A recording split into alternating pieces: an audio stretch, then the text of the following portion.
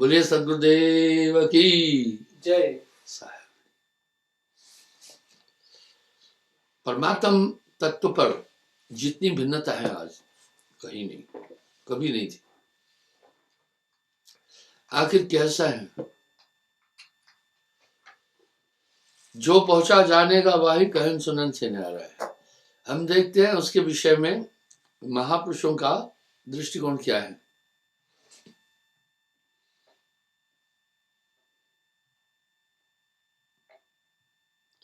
अविगत संतो अविगत की गत न्यारी। जो विगत है वो हम अपनी इंद्रियों से देखते हैं,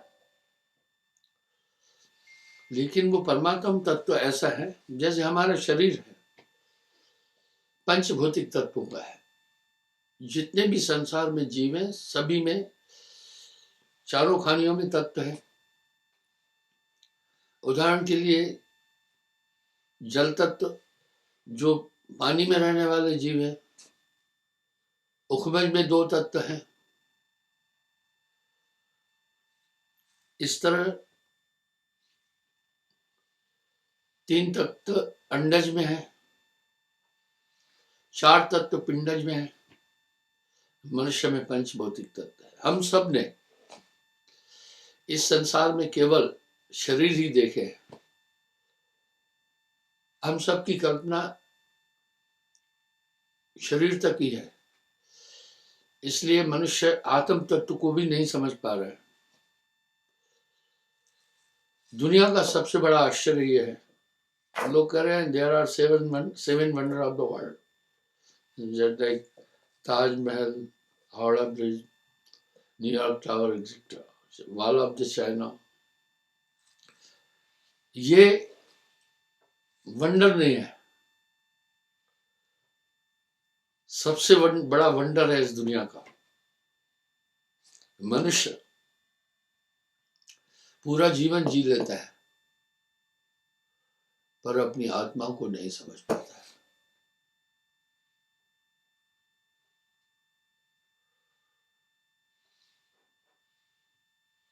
वो अपनी आत्मा को नहीं समझ पाता है क्योंकि हमारी कर्म ज्ञान इंद्रियां केवल भौतिक तत्वों को अनुभव कर सकती है। हमारे कान सिर्फ साउंड को सुनते हैं। साउंड 2 चीजों के टकराने से ही होता है। इसके अलावा ये सूक्ष्म आवाजें नहीं सुन सकता है, इसकी ये क्षमता नहीं है। इसी तरह हमारी आंखें केवल भौतिक पदार्थों को अनुभव देख सकते हैं, अदृश्य चीजें उससे नहीं दिखती। एक बात सर्वसम्मत है, हमारी नासिका केवल भौतिक पदार्थों की गंध को अनुभव कर सकती है, खुशबू और बदबू। यही प्रश्न तो बार बार उठता है। यही प्रश्न राम जी ने अपने गुरु वशिष्ठ जी से किया था। हे भगवान, आत्मा का ऐसा सार्वभौम क्या है जिसे देखने के बाद मनुष्य संसार सागर से पार हो जाता है। सबसे पहली बात उन्होंने उत्तर दिया कि हे राम, देहाध्यास खत्म हो जाता है। ये देहाध्यास बहुत बुरी चीज है। ये देहाध्यास क्या है? मैं शरीर हूं, हम शरीर की तरफ जाते हैं। बात बड़ी स्पष्ट है।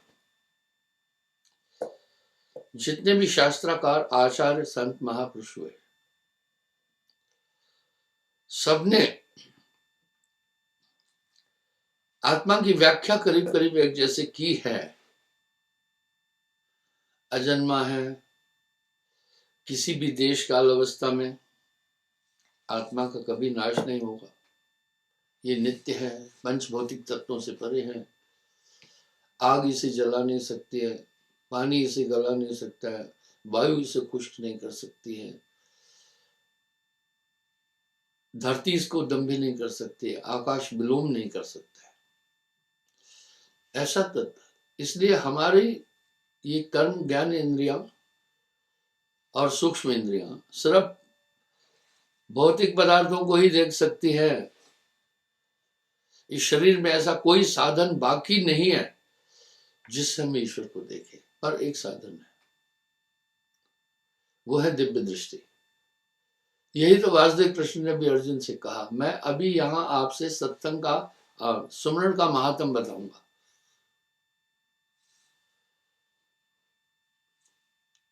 यही बात बड़ी सुस्पष्ट सी।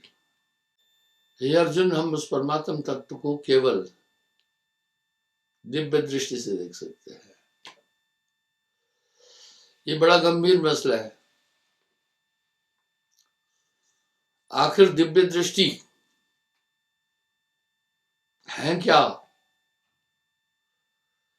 ये कहां पर है दिव्य दृष्टि? दिव्य क्या किसको कहते हैं?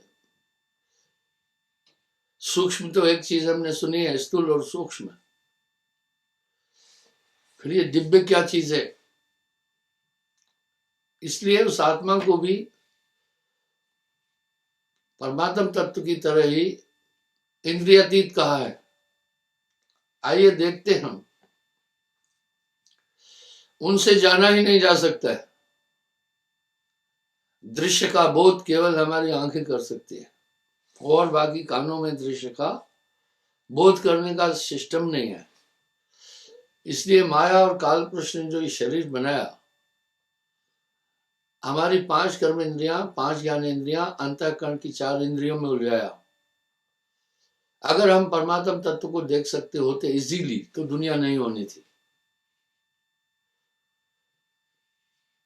एक शब्द मैंने कई बार दोहराया है, अज्ञान ही इस संसार की आत्मा है, आधार है। इसलिए सभी महापुरुषों ने संसार के विषय में जो व्याख्या की है, वो लगभग मिलती है। इसे स्वप्नवत कहा। जैसे हम सब नींद में स्वप्न देखते हैं, जागने के बाद उसका अस्तित्व नहीं होता है, इसी प्रकार ये संसार को स्वप्नवत भी कहा। बड़ी चालाकी से शरीर बनाया। इस शरीर को तो साहब ने विष की बेल कहा है। ये तन विष की बेल रही, गुरु अमृत की खान। ये तन विष की बेल रही, गुरु अमृत की खान। शीश दिए जो गुरु मिले तो भी सस्ता जान। ये शरीर, इसकी बनावट ही अज्ञान में है।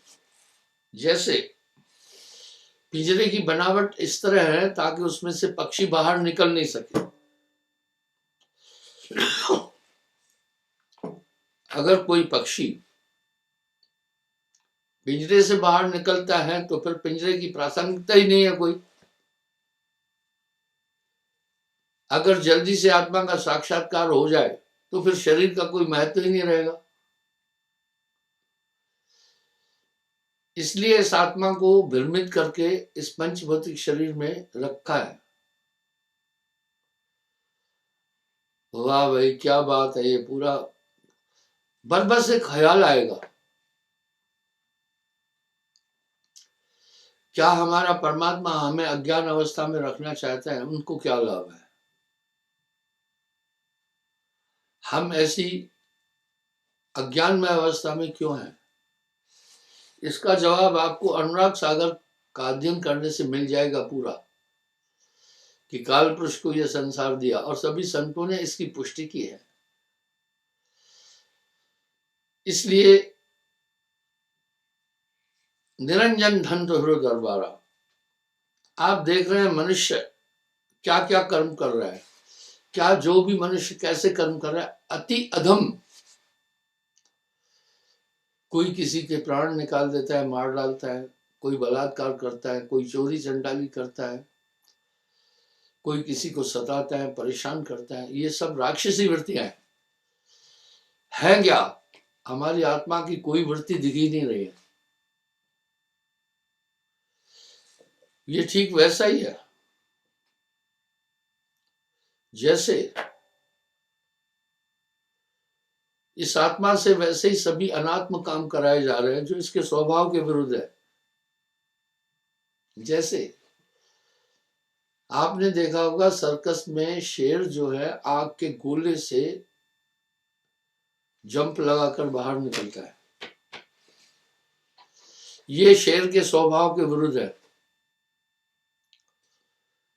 क्योंकि शेर की आंखों में हाई इंफ्रारेड सिस्टम है। इंफ्रारेड सिस्टम एक चिंगारी को कई गुना फैलाता है। मैं इंफ्रारेड सिस्टम पर भी बात करूंगा। सेना में जवानों को अभी बॉर्डर पर दूरबीनें हैं, वो इंफ्रारेड सिस्टम की है, ताकि उनसे रात को भी देख सके, अंधेरे में भी देख सके। लेकिन बाकी भी दूरबीनें हैं जो दिन में 10 किलोमीटर दूर चीज को ऐसे देख लेते हैं जैसे बिल्कुल पास में है। अब आप देखो, ये शेर आग से बहुत नफरत करता है। शेर को आग से बड़ी चिढ़ है।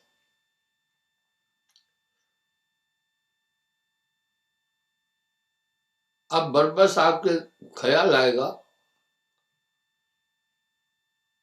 कि ये आग में क्यों जंप दे रहा है।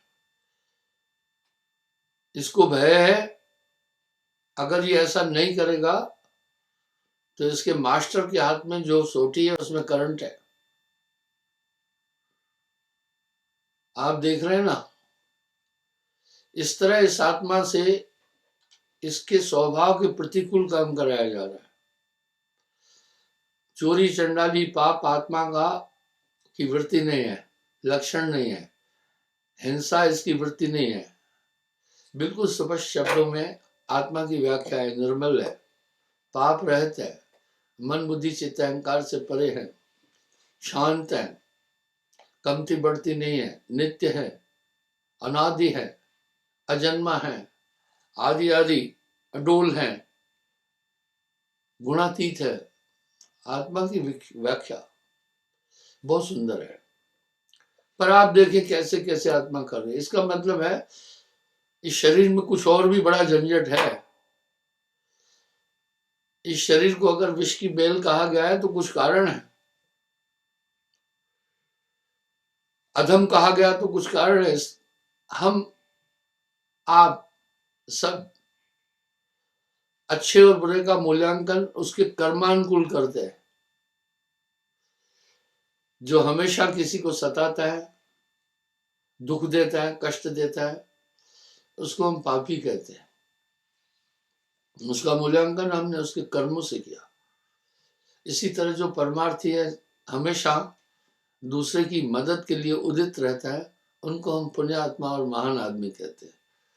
यानी कर्मों के अनुसार ही उसका मूल्यांकन होता है। आत्मा का मूल्यांकन बड़ा सुंदर है सभी शास्त्रों में। ये आत्मा निष्पाप है। ये आत्मा, इसमें काम क्रोध लोभ मोह नहीं है। इस आत्मा में हिंसा की प्रवृत्ति नहीं है। ये आत्मा परिपूर्ण अपने में है, आनंदमयी है। पर जब हम देखते हैं तो आनंद में कोई दिख ही नहीं रहा है। नानक देव जी ने ठीक ठीक तो फरमाया, नानक दुखिया सब संसार, सुखी सोई जो नाम आधार। दूसरी बात बताना चाहता हूं, आखिर सभी ग्रंथों का एक ही मत है, कोई भी आदमी अपनी शक्ति से इनसे पार नहीं हो सकता। एक अदद गुरु की जरूरत पड़ेगी। इसकी पुष्टि रामचरित्र मानस में भी गोस्वामी जी ने बड़े सुंदर तरीके से की। गुर बिन भव निध तरह न कोई, जो बिरंच शंकर समोई। ठीक वैसे ही बात है, कुएं में, गहरे कुएं में पड़ा हुआ आदमी अगर वो निकलना चाहे, अपने सामर्थ्य से नहीं निकल सकता है। अजी बहुत गहरे कुएं की तो बात छोड़ दो आप, ऐसा कुआं हो जो गहरा हो लेकिन पानी जमीन की सतह से 7 फीट नीचे हो, सिर्फ 7 फीट, उस पानी के ऊपर 7 फीट के बाद जमीन है, वो उससे नहीं निकल सकता, क्योंकि वो पानी में खड़ा ही नहीं हो सकता है। आदमी की हाइट नाभि तक ज्यादा से ज्यादा 6 फीट होती है। जब आप पानी में नाभि तक, तो आपको पानी के अंदर रहना ही पड़ेगा ना।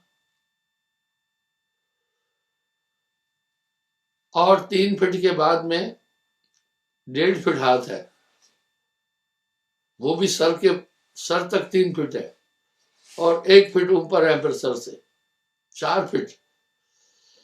3 फीट के लिए वो छलांग ही नहीं लगा सकता पानी में, नहीं लगा सकता है, निकल नहीं सकता है किसी भी कीमत में बिना सहारे के। और एक सिद्धांत को सभी महापुरुषों ने सर्वमति से स्थापित किया कि बिना गुरु के संसार से कोई भी पार नहीं हो सकता। अब यहां एक प्रश्न उठा, बड़े बड़े बुद्धिजीवी हैं, रामकृष्ण से को बड़ा, आखिर क्या बात है, गुरु के बिना पार ही नहीं हो सकता। आपको ध्यान होगा, मैं पिछले 54 साल से दीक्षा दे रहा हूं और सत्संग भी कर रहा हूं, कई प्रसंग में दोबारा बोलता हूं। मेरे पास एक श्रीमान पीएचडी प्रोफेसर आया, उसकी बॉडी लैंग्वेज, उसकी बातचीत बड़ी खोरी थी। मुझे आकर उसने कहा, ये गुरु फुरु वाला धंधा जो है दुनिया में, ये बकवास है।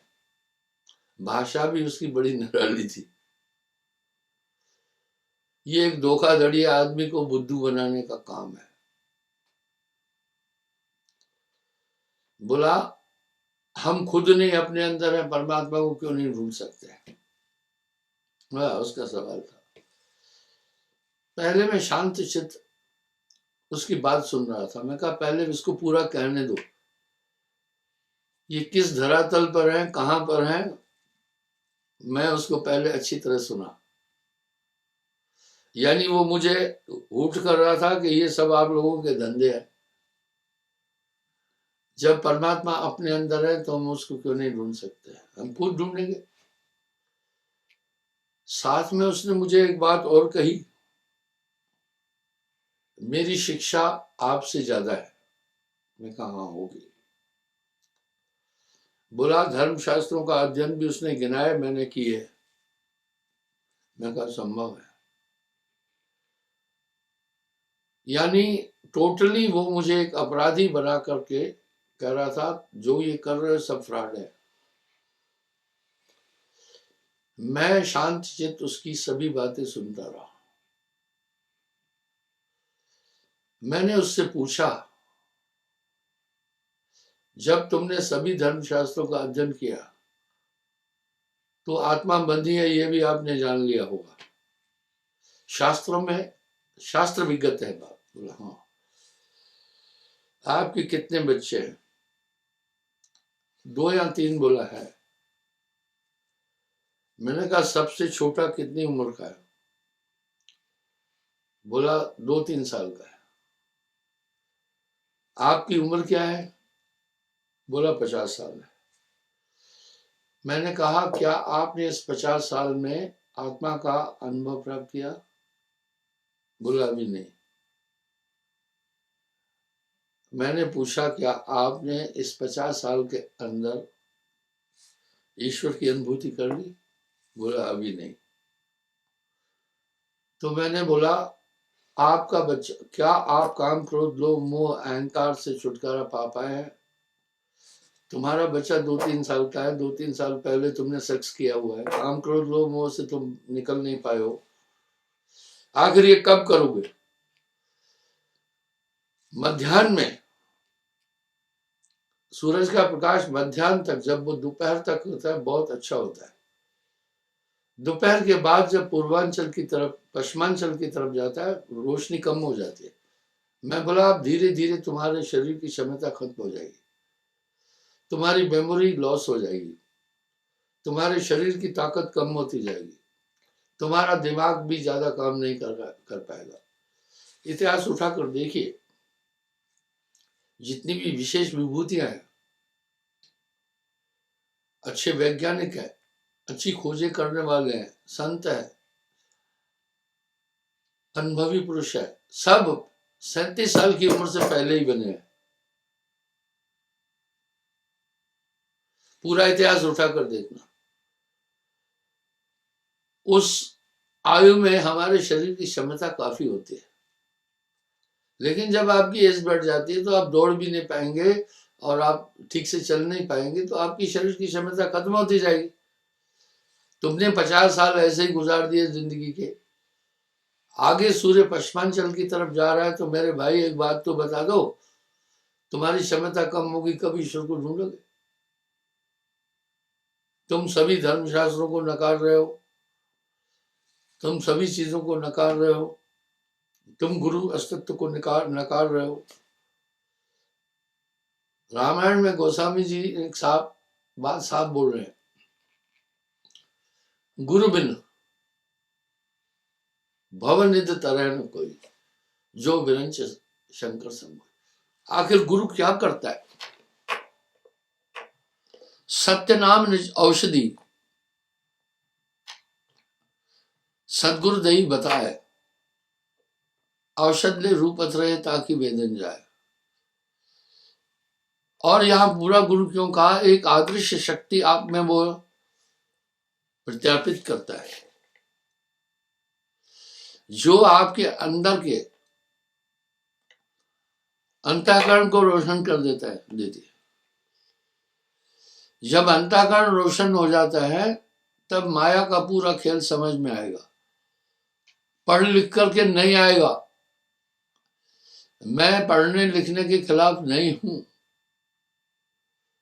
लेकिन भाइयों, भौतिक विद्या से वो चीजें हमारे पास नहीं आ सकती है। हमारे शरीर की जितनी भी प्रक्रियाएं हैं, उनके द्वारा हम परमात्मा को जान ही नहीं सकते हैं। ये उदाहरण मैंने हजारों बार बोला है। जब वासुदेव कृष्ण ने कहा अर्जुन से कि सर्वभूतान हृदय, सभी प्राणियों के अंदर परमात्मा का निवास है, अर्जुन ने बड़ा यूनिक सवाल पूछा, हे जनार्दन, जब परमात्मा हमारे अंदर है, हमें वो अनुभव क्यों नहीं हो रहा?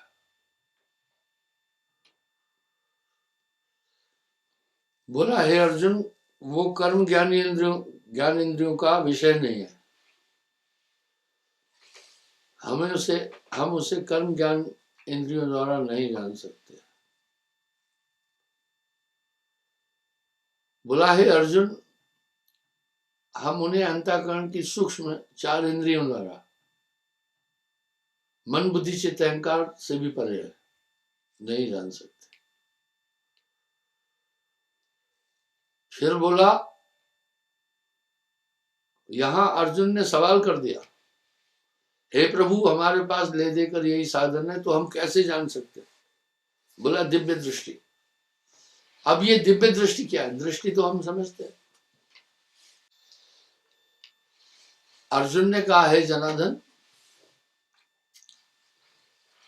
ले देकर हमारे पास तो यही साधन है प्रभु को देखने के,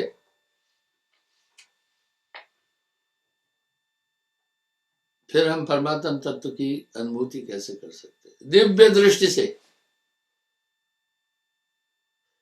ये दिव्य दृष्टि क्या है? जो दिखाई नहीं देती है पर वो है। नामदान की प्रक्रिया में यही चीज होती है, गुरु दिव्य दृष्टि देता है, जिससे मन भी दिखेगा, बुद्धि दिखेगी, चित्त दिखेगा, अहंकार दिखेगा। जब ये सब अनुभव होने लगेंगे तो आप अनुभव करेंगे कि मेरे अंदर क्या खेल हो रहा है। इसको खूब कहा एक संत ने, चश्म दिल से देख तू, यानी चश्म दिल, चश्म दिल से देख तू, क्या क्या तमाशे हो रहे, दिल सता क्या क्या है तेरे दिल सताने के लिए।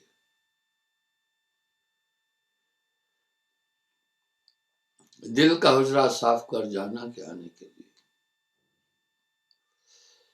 तब आप अपने अंदर के इन विकारों को छांट सकते हैं। जब ये विकार होगा क्या, मन की कल्पनाएं चल रही है, बुद्धि के निश्चय चल रहे हैं, चित्त की उपम्पो चल रही है, इसी में इंसान भौतिक जगत में उलझा है। जब ये पूरा अच्छी तरह से दिखेगा तब समझ जाता है इंसान, फिर वो निर्मल होना शुरू हो जाता है।